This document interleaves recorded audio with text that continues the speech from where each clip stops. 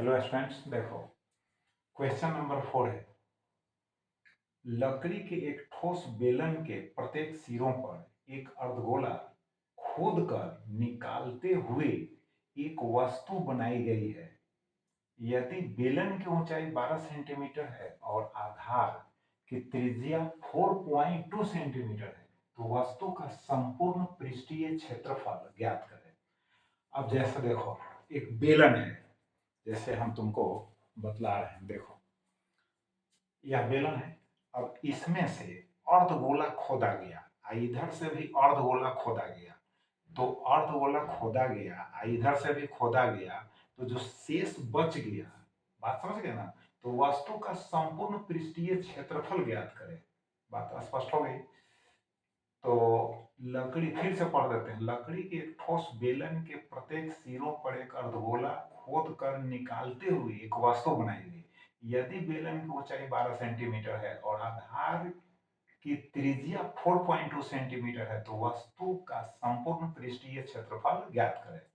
तो देखो, अब इसमें से है ना, एक अर्धगोला, इधर से एक अर्धगोला खोद कर निकाल दिया गया, मटेरियल निकाल दिया गया। अब समझ लो, मटेरियल निकाल दिया गया।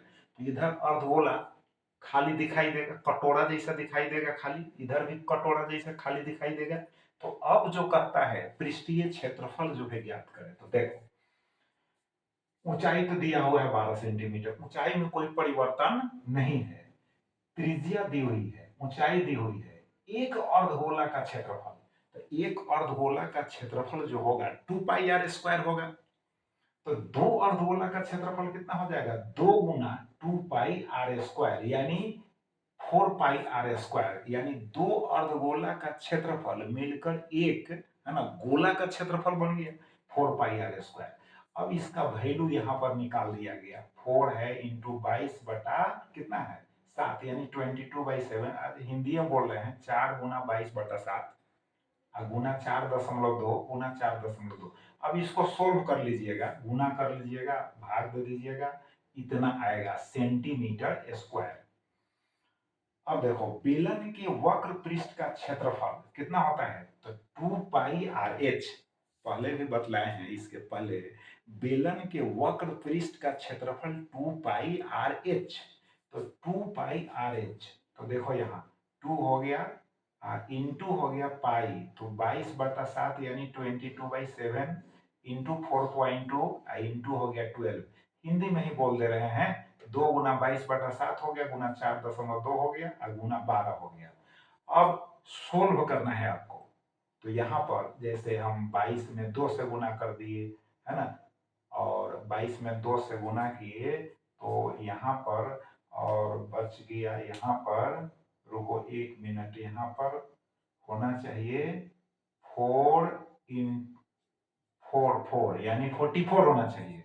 22 है और 2 है, तो 2 दूना 4 और 2 दूना 4, बाई मिस्टेक लिखा गया है। अब बच गया यहाँ 4.2 इंटू हो गया 12। बात समझ गए? तो 4.2 इंटू हो गया 12, तो 4.2 इंटू 12 गुना कर दिए तो 50.4 हो गया। तो यहाँ लिख दिए 50.4 हो गया। क्लियर हो गया? फिर से समझ लो, 2 पाई r h में 2 इंटू पाई, पाई का मान 22/7 हो गया, और गुना हो गया r, तो 4.2 हो गया, है ना। वहां 4.2 दिया हुआ है r का मान। एच जो है 12 सेंटीमीटर है, तो 12 रख दिए। तो यहाँ देखो, 2 से इसमें गुना किए, 2 दूना 4, 2 दूना 4 यानी 44 हो गया, 44 हो गया। अब 22 हो गया 7, अब 4.2 इंटू 12 हो गया, तो इसको यहाँ पर गुना कर दिए हैं। देखो 4.2 इंटू 12 हो गया तो 50.4। कैसे? देखो 2 दूना 4 हो गया, 4 दूना 8 हो गया, 2 एकम 2 हो गया, 4 एकम 4 हो गया, 4 हो गया, 8 2 10 शून्य, हाथ में 1, 4 1 5, दशमलव एकम के बाद दाहिने तरफ से यहाँ हो गया 50.4। तो 50.4 हो गया। अब 44 में इतना से गुना करके 7 से भाग दे दीजिएगा, तो इतना आ जाएगा सेंटीमीटर स्क्वायर। अब कहता है वस्तु का संपूर्ण पृष्ठीय क्षेत्रफल। तो वस्तु का संपूर्ण पृष्ठीय क्षेत्रफल, तो अर्धगोला जो आप निकाले, काट कर जो इसमें से निकाल लिए, तो कटोरा का अंदर वाला भाग जो है वो तो क्षेत्रफल निकालना पड़ेगा। दो तो अर्धगोला का क्षेत्रफल हो गया, इधर भी कटोरा वाला खाली जो है उसका भी क्षेत्रफल निकालना पड़ेगा, तो ये दोनों मिलकर तो एक गोला का क्षेत्रफल ना दे दिया। तो गोला का क्षेत्रफल हम निकाल लिए हुए हैं। अब दोनों को जोड़ देंगे, इधर वाला धंसा हुआ इधर वाला धंसा हुआ मिलकर एक गोला हो गया। अब दोनों को जोड़ देंगे तो कुल पृष्ठीय क्षेत्रफल यहाँ निकल जाएगा सेंटीमीटर स्क्वायर में। क्लियर कॉन्सेप्ट हो गया होगा। अब देखो अगला प्रश्न है, यानी नेक्स्ट क्वेश्चन है भाई। देखो 14 सेंटीमीटर ऊंचाई तथा 7 सेंटीमीटर आधार व्यास वाले, जैसे ही व्यास कहा है ना, तो हम 2 से इसमें भाग दे देंगे तो त्रिज्या का मान निकल जाएगा आसानी से। ठोस बेलन से कहता है 4 सेंटीमीटर ऊंचाई एवं 2.1 सेंटीमीटर त्रिज्या की दो समान शंकुकार आकृतियां काटी जाती हैं, तो शेष ठोस आकृति का, है ना, आकृति के आयतन की गणना करें। अब देखो यहां पर जो है ठोस बेलन है आपके पास, फिर है हाथ में है, ठोस बेलन है आपके पास। अब ठोस बेलन में से ठोस बेलन का ऊंचाई कैपिटल एच का मान दिया हुआ है 14 सेंटीमीटर, इसकी त्रिज्या जो है 7 सेंटीमीटर दी हुई है, लेकिन इसकी त्रिज्या है ना 2.1 सेंटीमीटर है। बात स्पष्ट हो गई।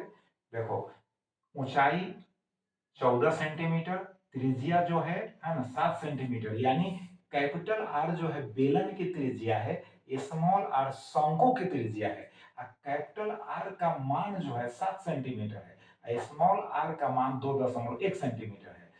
कैपिटल एच यानी बेलन की ऊंचाई है ना, उसका मान दिया है 14 सेंटीमीटर। जो शंकु है, शंकु शंकु समझ रहे हैं आप, तो शंकु की ऊंचाई जो है यहाँ पर 4 सेंटीमीटर है। क्लियर हो गया। तो चलो अब इसमें से इस बेलन में से देखो, यहाँ इस बेलन में से 2 शंकु काट लिया गया, तो शेष जो बच गया उसी का जो है आयतन निकालना है। तो एक शंकु का आयतन निकाल लेंगे, अब 2 से गुना कर देंगे तो 2 शंकु का आयतन निकल जाएगा। अब बेलन का संपूर्ण आयतन निकाल लेंगे पहले, और उसमें से 2 शंकु के आयतन को घटा देंगे तो शेष जो बच गया ठोस का भाग उसका आयतन निकल जाएगा नहीं। तो देखो अब यहाँ पर एक शंकु का आयतन 1/3 पाई आर स्क्वायर है ना, इंटू हो गया एच। बात समझ गए ना। अब ऐसे देखो कुछ तो इंग्लिश बोलना ही पड़ेगा। 1/3 एकदम, अब जैसे 1/3 नहीं बोलोगे, 1/3 ही बराबर बोलोगे, आगे भी तो अंग्रेजी की आवश्यकता होगी। कम से कम इतना तो बोलना ही चाहिए और अभ्यास करना ही चाहिए इंग्लिश का, तो और कमजोर हो जाओगे। तो बराबर 1/3 पाई आर स्क्वायर एच हो गया। 2 शंकु का आयतन हो गया 2 गुना 1/3 यानी 1/3 पाई आर स्क्वायर एच। तो इसको तुम लिख सकते हो 2/3 पाई आर स्क्वायर एच। तो यहाँ लिखे हैं 2/3 पाई आर स्क्वायर एच। अब बेलन का आयतन जो होगा पाई capital R square capital H होगा, क्योंकि उसका ऊंचाई हम कैपिटल एच लिए हैं और बेलन की त्रिज्या हम कैपिटल आर लिए हैं। अब देखो शेष ठोस का आयतन तो pi R square H, pi capital R square H, यानी बेलन का संपूर्ण आयतन घटाओ 2 जो शंकु काटे गए हैं उनका आयतन। अब इसमें से पाई कॉमन ले लेंगे, इतना हो जाएगा। अब वैल्यूज को रखना है, सबका वैल्यूज दिया हुआ है, रखोगे कैलकुलेशन करोगे तो निकल जाएगा सेंटीमीटर क्यूब में। चूंकि आयतन है तो आयतन का जो एस आई मात्रक तो ऐसे मीटर क्यूब होता है, लेकिन चूंकि यहाँ जो गिवन है, जो क्या कहते हैं कि जो ऊंचाई है त्रिज्या है, गिवन जो है ना, जो राशियां हैं सेंटीमीटर में है, इसीलिए हमको आयतन निकालना पड़ा है सेंटीमीटर क्यूब में। मीटर में अगर डिमांड करता तो हम अभी भी निकाल सकते हैं मीटर में, लेकिन मीटर में डिमांड ना है इसलिए सेंटीमीटर क्यूब में रहने दीजिए। क्लियर हो गया। अब देखो नेक्स्ट जो क्वेश्चन है, अगला जो प्रश्न है, एक समकोण त्रिभुज जिसकी लंब भुजाएं 12 सेंटीमीटर और 5 सेंटीमीटर है अपने कर्ण पर परिभ्रमण करता है, इस प्रकार निर्मित ठोस का आयतन ज्ञात करें। अब जैसे एक समकोण त्रिभुज कह रहा है, तो लंब भुजाएं का मतलब आधार और लंब, तो एक भुजा उनमें से 12 सेंटीमीटर दूसरी 5 सेंटीमीटर है, तो कर्ण की जानकारी नहीं है। बात समझ में आ गई, कर्ण की जानकारी नहीं है। तो देखो ऐसे यहाँ पर कर्ण देखो, कर्ण के जैसे कर्ण को अक्ष मानकर घुमाया जा रहा है, कर्ण को अक्ष मानकर, एक कर्ण हो गया, अक्ष मानकर घुमाइएगा तो एक भुजा जो होगी, एक भुजा होगी ऐसे और दूसरी भुजा ऐसे, तो घुमाइएगा तो इस तरह का आकृति बन जाएगा। तो देखो इधर भी शंकु उधर भी शंकु, यानी ऊपर नीचे शंकु, एक बड़ा एक छोटा शंकु बनेगा। तो अब सवाल है कि हमको क्या कह रहा है, निर्मित ठोस का इस प्रकार जो ठोस बना, खोखला नहीं भाई, ठोस जो बना सॉलिड, उसका आयतन निकालना है। तो आयतन निकालने के लिए ऊपर वाले का हम आयतन निकालेंगे और नीचे वाले शंकु का आयतन निकालेंगे। दोनों शंकु के आयतन को जोड़ देंगे तो कुल ठोस का आयतन निकल जाएगा। लेकिन अब देखते हैं क्या क्या चीज दिया हुआ है, क्या चीज नहीं दिया हुआ, उसको ज्ञात करेंगे। तो देखो सबसे पहले जो है त्रिभुज एबीसी में 12 सेंटीमीटर है लंब भुजाएं, है ना, 5 सेंटीमीटर है। लेकिन एसी तो नहीं दिया हुआ है, तो एसी निकाल लेंगे समकोण त्रिभुज से। ये 90 डिग्री कोण है, इधर भी 90 डिग्री है।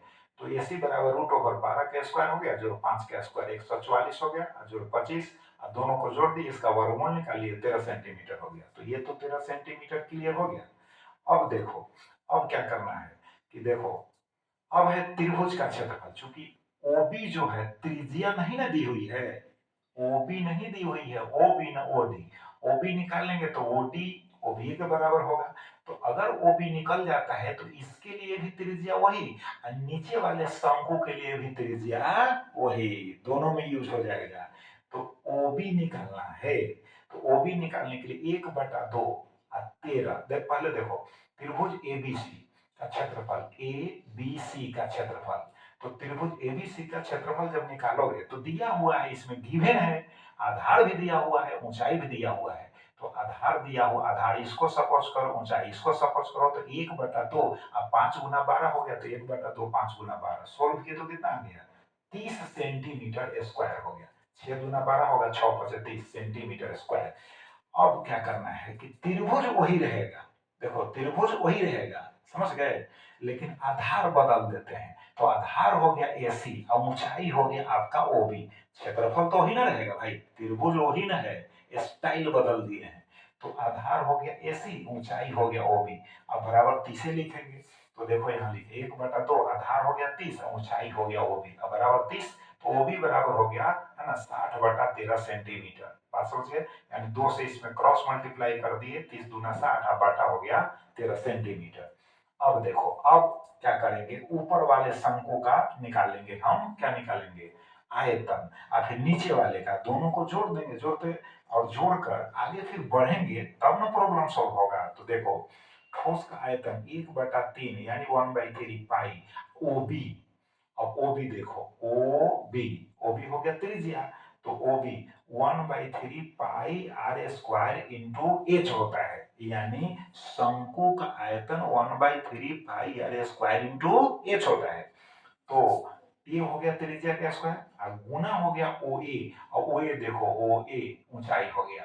तो ऊपर वाला जो शंकु है उसका आयतन हम लिखे हैं सबसे पहले, अब प्लस 1/3 पाई, अब ओबी त्रिज्या तो दोनों के लिए वही ना है जी, अब गुना ओबी का स्क्वायर गुना ओसी, ओसी नीचे वाला जो शंकु है उसका ऊंचाई हो गया।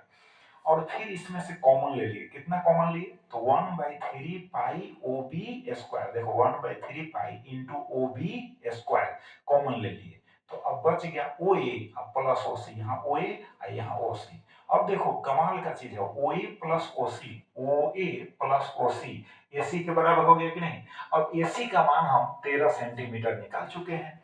अब देखो अब वैल्यूज इजिली रखा जाएगा, 1/3 पाई का वैल्यू रख दो, फिर ओबी का वैल्यू निकाले हैं तो 60/13 गुना 60/13, और ओ ए प्लस ओ सी हो गया आपका ए सी, तो ए सी का वैल्यू 13, एगो 13 से 13 कैंसिल हो गया।